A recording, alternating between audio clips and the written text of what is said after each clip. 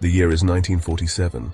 World War II is over, but the world is gripped by a new tension: the Cold War. In the small desert town of Roswell, New Mexico, a storm rages one summer night. What happens next will ignite one of the greatest mysteries in modern history. A mystery that lingers to this day. On the morning of July 5, 1947, rancher Mac Brazel rides out to check on his sheep after a violent thunderstorm the night before. Instead of normal storm damage, he stumbles upon a strange sight: shiny metallic debris scattered across the ground. He picks up pieces of the material, describing it as unlike anything he has seen before. Lightweight, indestructible, and seemingly alien. Brazel brings the debris into Roswell, showing it to neighbors and eventually reporting it to the local sheriff, who alerts the nearby Roswell Army airfield. The military takes immediate interest, sending officers to investigate. On July 8th, the Roswell Army airfield makes a stunning announcement. They have recovered a flying disc. The news spreads like wildfire, appearing in newspapers and on radio broadcasts across the nation. For a moment, it seems like confirmation of something extraordinary.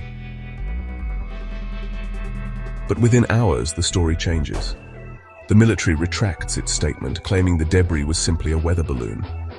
A press conference is held with photos showing officers inspecting mundane materials: tinfoil, rubber strips, and wooden sticks. The public, eager for answers, accepts the explanation, but not everyone is convinced. Jesse Marcel, the intelligence officer who first handled the debris, later claims that what he saw at the site was far more extraordinary than what the military showed the press. The initial materials, he insists, were not of this earth. Over the years, more witnesses come forward with startling claims.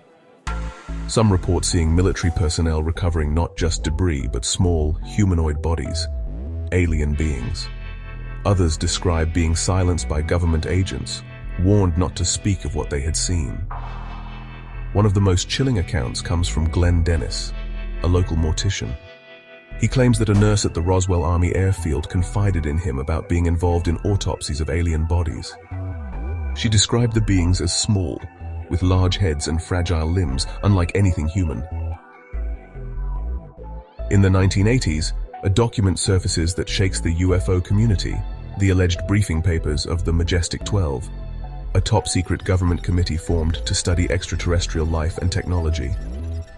According to the document, the Roswell crash was not only real, but part of an ongoing effort to recover and reverse engineer alien technology. But in the 1990s, the US Air Force releases its own report, claiming the debris was part of Project Mogul, a classified program using high-altitude balloons to detect Soviet nuclear tests. The strange materials, they argue, were simply part of this cutting-edge surveillance equipment. The Roswell legend gains new momentum in 1995, when a film surfaces claiming to show a government autopsy of one of the alien bodies recovered in 1947.